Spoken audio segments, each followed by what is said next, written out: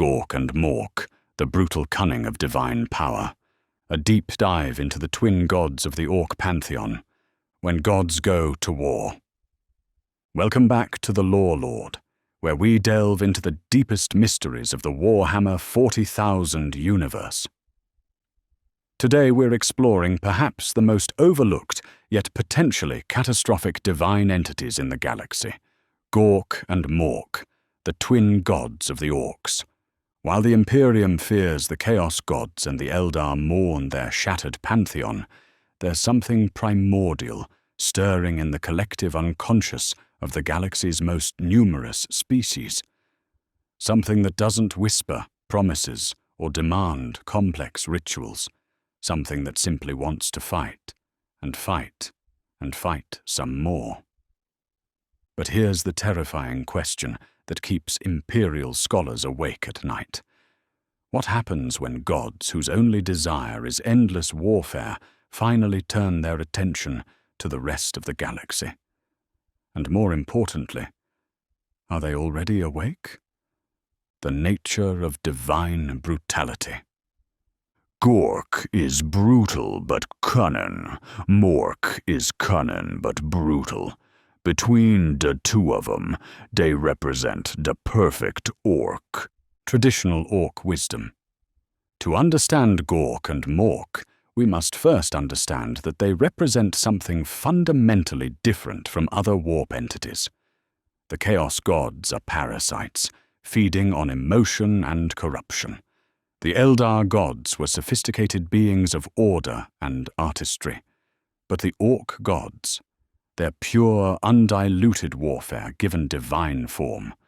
Gork embodies brutal cunning, the devastating application of intelligence in service of violence. Picture a god who doesn't just want to crush his enemies, but wants to outsmart them first, set the perfect trap, and then laugh as he pounds them into paste. This isn't mindless rage like Khorne. This is calculated, gleeful brutality. Mork represents cunning brutality, the clever use of overwhelming force. Where Gork might set an elaborate ambush, Mork would figure out exactly where to hit hardest for maximum damage.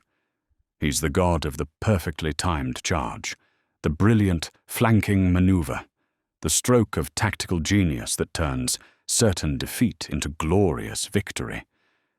Together, they form a divine partnership that represents the Orc ideal.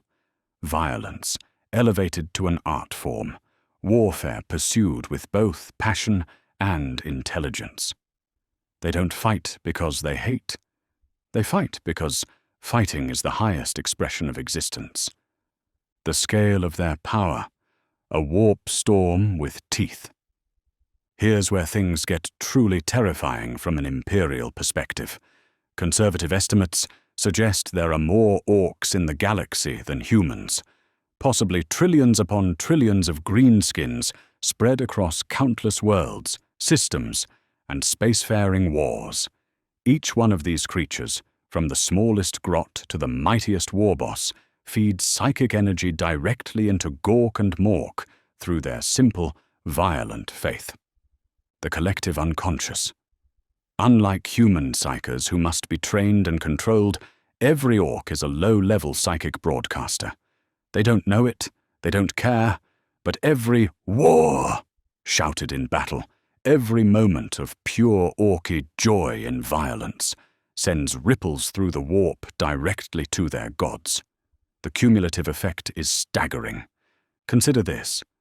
Khorne draws power from violence across all species, but he must compete with other emotions, other priorities.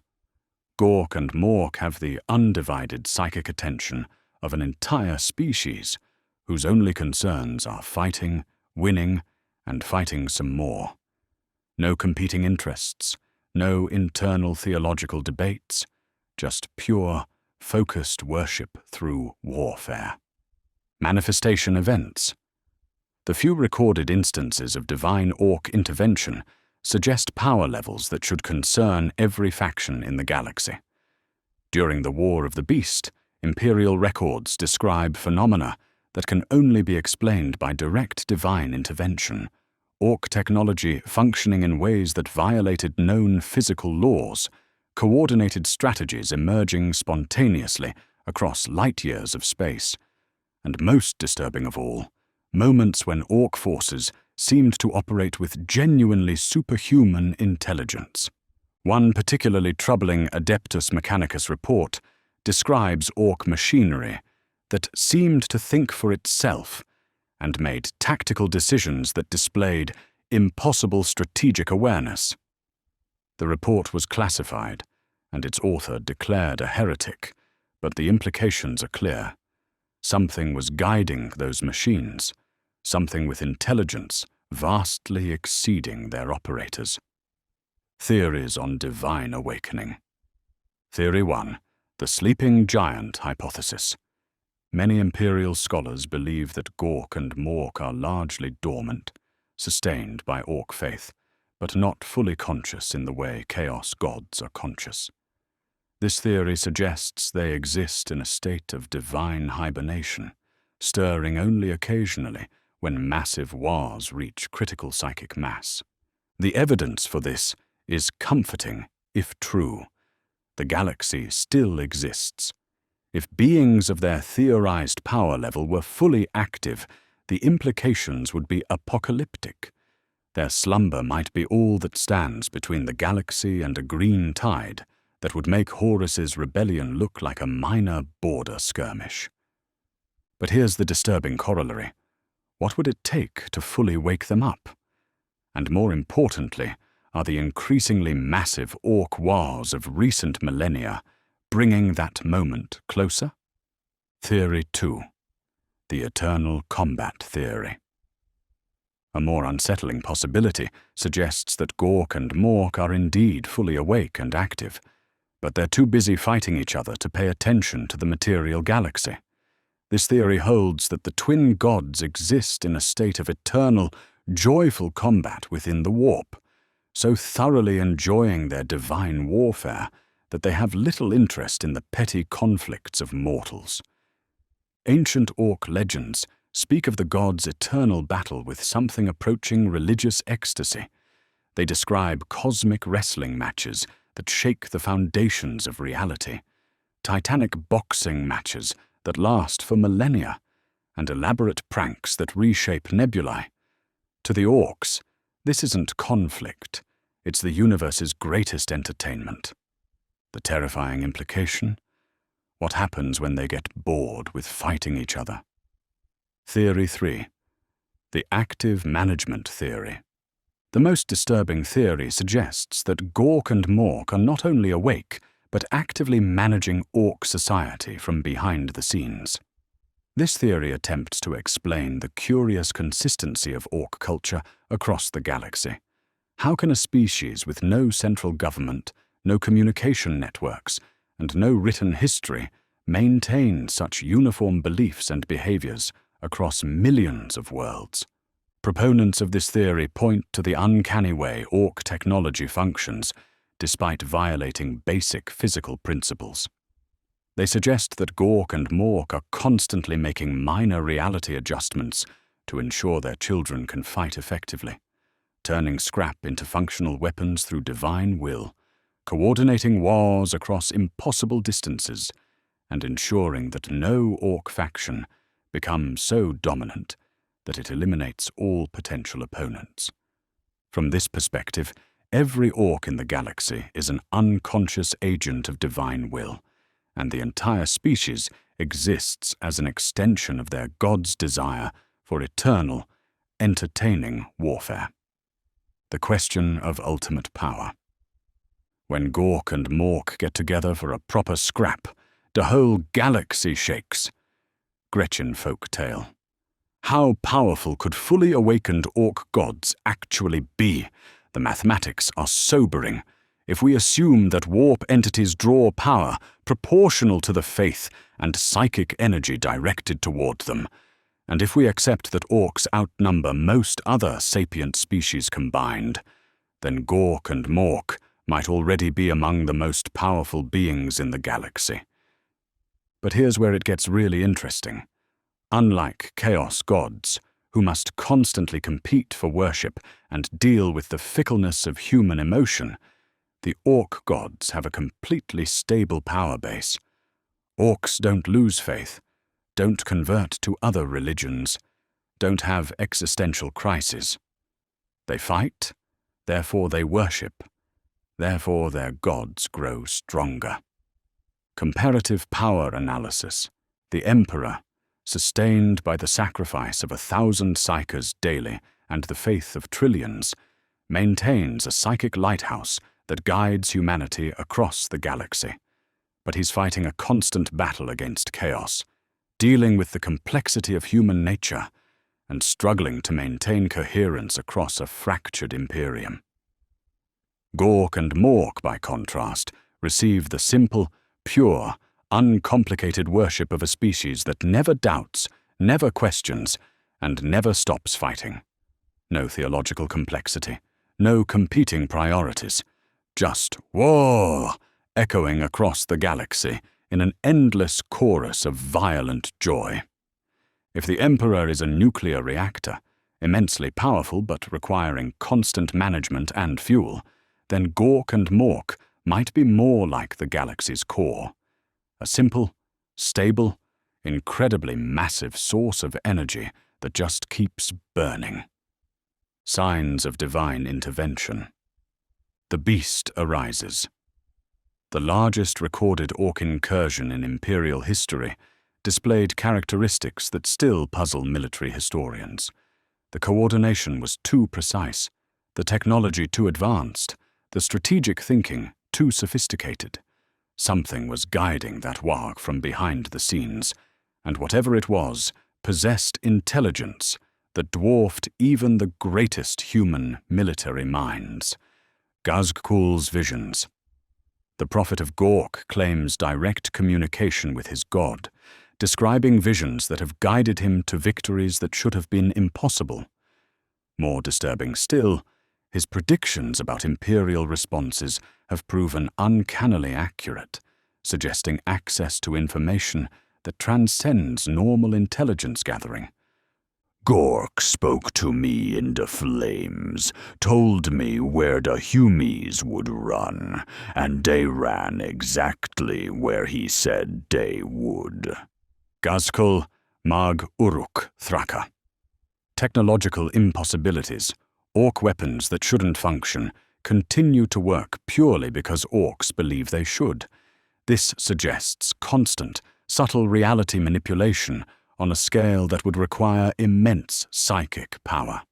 If Gork and Mork are indeed responsible for making orc technology work through pure faith, they're performing millions of minor miracles every second across the galaxy. The theological implications.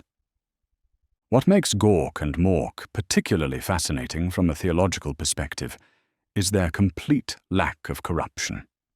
The Chaos Gods are parasites, twisted reflections of natural emotions.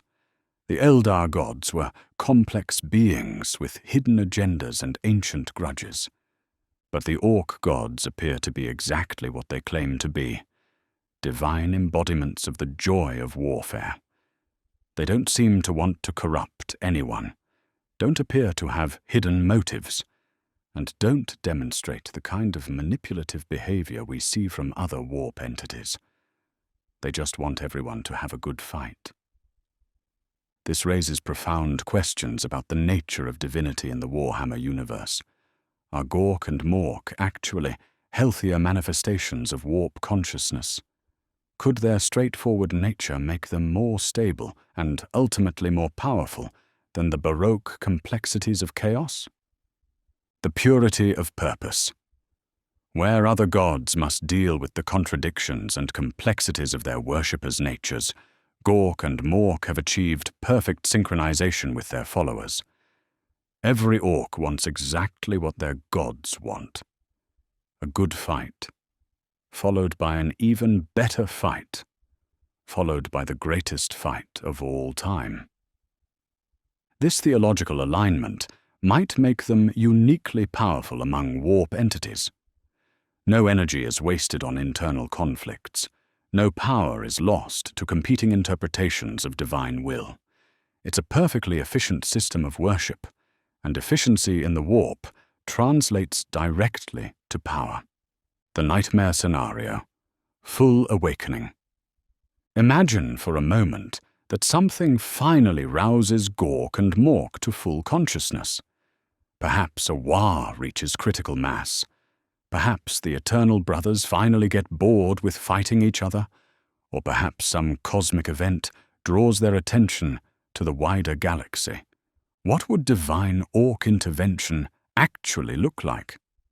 First, every piece of Orc technology in the galaxy would suddenly function at peak efficiency. Scrap weapons would hit with the accuracy of master-crafted bolters. Ramshackle spacecraft would achieve impossible speeds and maneuverability. Orc tactics would display the kind of strategic brilliance that makes Imperial generals weep. Second, Orc reproduction would accelerate exponentially. The spore-based Orc ecosystem would shift into overdrive, with new greenskins emerging at rates that would overwhelm any possible Imperial response. Every world touched by Orcs would become a green world within years rather than decades. Third, and most terrifying of all, the Orcs would develop genuine unity of purpose. No more interclan conflicts, no more wasteful infighting. Every Orc in the galaxy would suddenly share the same goal: finding the biggest, best fights the universe has to offer. The result would be a green tsunami that would make the Tyrannid hive fleets look like a minor ecological disruption. But here's the truly horrifying part. The Orcs wouldn't want to destroy the galaxy. They'd want to conquer it, organize it, and turn it into the ultimate fighting tournament, with themselves as both contestants and referees. From their perspective, this would be paradise. From everyone else's perspective, it would be the end of civilization as we know it. The Great Game. Where do they stand? In the cosmic chess match between the major powers of the galaxy, Gork and Mork occupy a unique position. They're not players in the great game between chaos and order. They're the table the game is played on, vast and stable and largely ignored until someone realizes just how much power they're sitting on. The Chaos Gods view them with a mixture of disdain and concern. Disdain because Orc emotions are so simple and straightforward. Where's the artistry in corruption when your targets genuinely enjoy violence and have no hidden psychological depths to exploit? Concern because their power base is so stable and their followers so numerous. The Emperor and the Imperial cult see them as a manageable threat, dangerous when roused, but generally too disorganized and internally focused to pose an existential challenge. This may be the Imperium's greatest strategic miscalculation in 10,000 years. The Eldar, with their long memories and deep understanding of the warp, know better. Their prophecies speak of a green dawn when the twin gods of war finally turn their attention to the galaxy at large. Every Farseer who has glimpsed this possible future describes the same thing. Not destruction, but transformation into something unrecognizably violent and joyful. Conclusion: the laughter of brutal gods.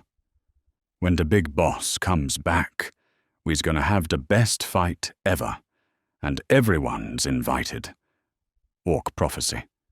Gork and Mork represent something unique in the Warhammer 40,000 universe, divine beings whose motivations are exactly what they appear to be. No hidden agendas, no cosmic corruption, no elaborate schemes spanning millennia. They are gods of war, who love war, served by a race that shares their passion completely. This simplicity may be their greatest strength. While the Chaos Gods tear themselves apart with internal contradictions, and the Imperium struggles with the complexities of governing 1,000,000 worlds, the orc gods grow steadily stronger through the pure, undiluted worship of endless warfare. The galaxy spends so much time worrying about the subtle corruptions of chaos, the cold hunger of the Tyranids, and the dying light of human civilization, that it's easy to overlook the green tide building in the background. But Gork and Mork are patient gods, content to let their children fight and grow and multiply while they wrestle in the warp and wait for the perfect moment to join the fun. And when that moment comes, when something finally catches the attention of two divine beings whose only desire is to have the best fights the universe can provide, the galaxy will discover that there are worse fates than corruption, consumption, or extinction. Sometimes the worst fate is when someone decides you look like you'd be fun to fight. The orcs have a saying, "The best fight is the one that goes on forever." In Gork and Mork, they may have found gods who can make that dream a reality. The question isn't whether this is good for the orcs. Of course it is. It's exactly what they want. The question is whether anyone else in the galaxy will survive the fun. What do you think? Are Gork and Mork sleeping giants or active puppet masters?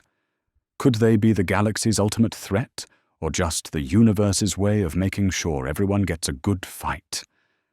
Let me know your theories in the comments below, and don't forget to subscribe for more deep dives into the grimdark future where there is only war, and some people are having way too much fun with it. Remember, in the grim darkness of the far future, there is only war. And somewhere in the warp, two gods are laughing about it.